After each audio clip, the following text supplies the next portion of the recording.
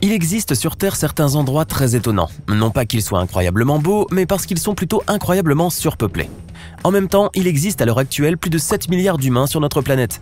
Alors pour abriter tout ce beau monde, il y a certains quartiers, certaines îles et certaines villes qui en pâtissent forcément. Installez-vous confortablement et surtout, prenez votre aise tant que vous êtes seul. Aujourd'hui, nous vous montrons les 7 endroits les plus surpeuplés au monde. N'hésitez pas à liker la vidéo si elle vous plaît et si vous êtes nouveau sur la chaîne, n'oubliez pas de vous abonner et d'activer la notification pour ne rater aucune de nos prochaines vidéos. On commence.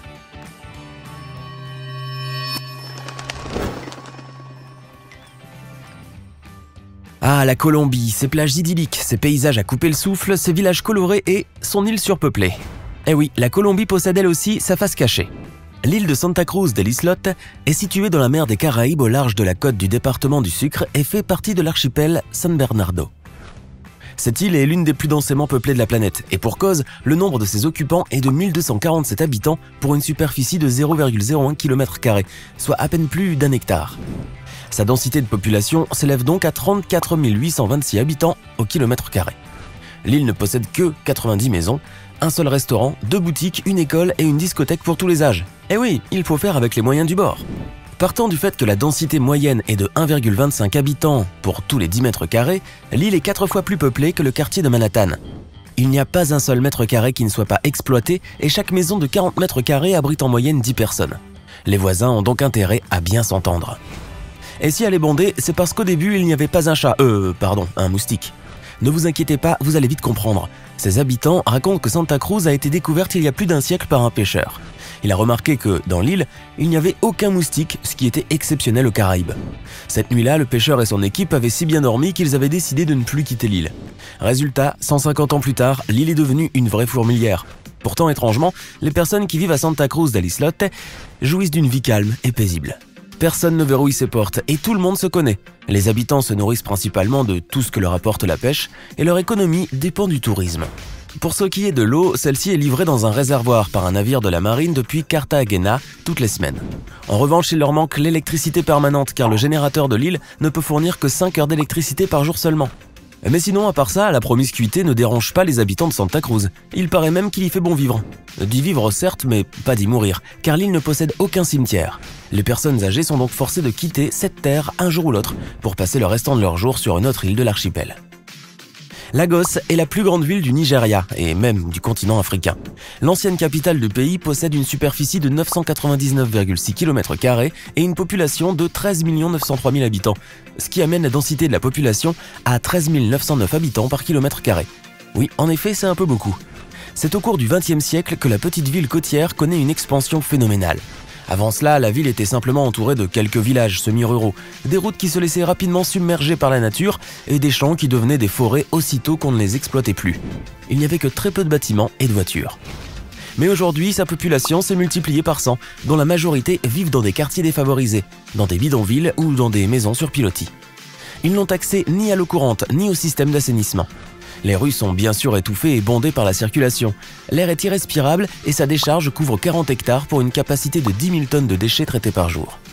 Lagos est aujourd'hui connue pour son développement urbain incontrôlable, avec l'un des taux de croissance démographique les plus hauts du monde. Et tout cela n'est pas sans conséquence. La ville doit faire face à une grande apoplexie humaine et par conséquent à un taux élevé de criminalité.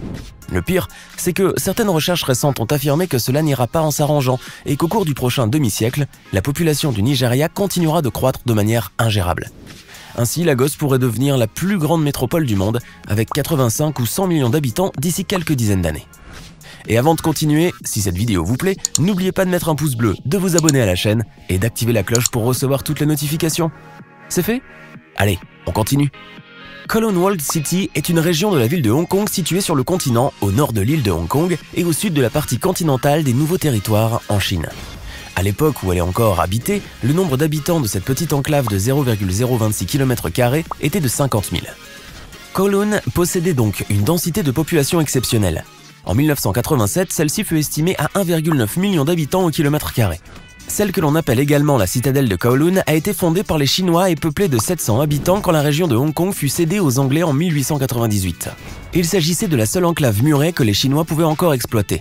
L'ancienne citadelle militaire chinoise était un lieu sombre, dense et surpeuplé. Une zone morose et grise qui avait toutes les propriétés pour attirer une population assez particulière. Squatteurs, prostituées, gangsters, réfugiés politiques ou des Chinois qui voyaient en ce minuscule terrain un paradis pour toutes sortes d'activités illicites. Plus les gens s'installaient, plus les constructions anarchiques naissaient. Au fil du temps, la région était devenue un bloc compact de plus de 10 étages d'enchevêtrements de couloirs, d'appartements, de passerelles, bref, un vrai labyrinthe. Kowloon a finalement été évacué et ensuite démoli en 1992 pour laisser place à un parc. C'est sûr que c'est mieux comme ça. Oubliez les îles paradisiaques où l'on se sent seul au monde. L'île que vous allez voir à présent offre l'exact opposé en termes d'expérience. Salsette est une île du Maharashtra située sur la côte ouest de l'Inde. Elle abrite la ville de Tann ainsi que Bombay, la ville la plus peuplée du pays. D'ailleurs, c'est ce qui explique certainement pourquoi il y a autant de monde qui y vit. Sa population est estimée à 13 millions d'habitants pour une superficie de 436 km² seulement. On vous laisse faire un petit calcul rapide. Bien que dotée d'une richesse urbaine incroyable, d'un paysage magnifique, d'oasis verdoyants, de restaurants et d'une architecture unique, la petite île est aussi composée de nombreuses usines situées le long des voies ferrées, alternées par des quartiers résidentiels moyens, composés essentiellement d'immeubles collectifs, ainsi que des unités résidentielles riches et denses, ou encore des villages de pêcheurs, mais enfin de grands amoncellements de bidonvilles au bord des marécages ou sur le flanc des collines. C'est en quelque sorte la partie cachée de l'iceberg, de l'île.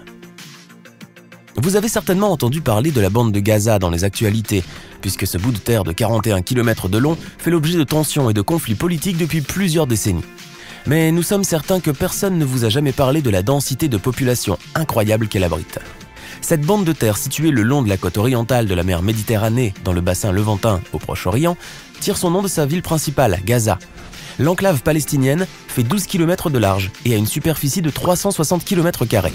Oui, c'est normalement assez spacieux, mais attendez de savoir combien de personnes y vivent.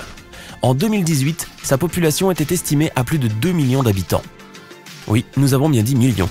Cela revient certainement au fait que le terrain palestinien accueille depuis des années des milliers de réfugiés déplacés par le conflit israélo-palestinien. La croissance démographique de la bande de Gaza est un sujet de grande préoccupation humanitaire. Les Gazouïs endurent aujourd'hui des conséquences sociales, sanitaires et sécuritaires désastreuses liées à la forte densité démographique et à la surpopulation. Parmi les difficultés auxquelles les habitants doivent faire face, nous pouvons citer par exemple l'accès très limité à l'eau potable et à l'électricité. Et les 2/3 au moins de la population de Gaza dépendent de l'assistance internationale pour survivre. Ces conditions déplorables figurent parmi les nombreux facteurs qui risquent de faire de Gaza un lieu invivable d'ici les prochaines années. Il semblerait que la chanson de Patrick Sébastien, Les Sardines, ait enfin trouvé l'illustration parfaite, sauf qu'il ne s'agit pas là de sardines mais de chinois. Voici des images incroyables filmées par Yann Arthus Bertrand pour son film Human. Celle d'une piscine à vagues en Chine, occupée par des milliers de gens, tous agglutinés les uns aux autres, attendant impatiemment l'arrivée de la fameuse grosse vague. Le pire est que tous ou presque portent une bouée, ce qui n'arrange en rien la situation.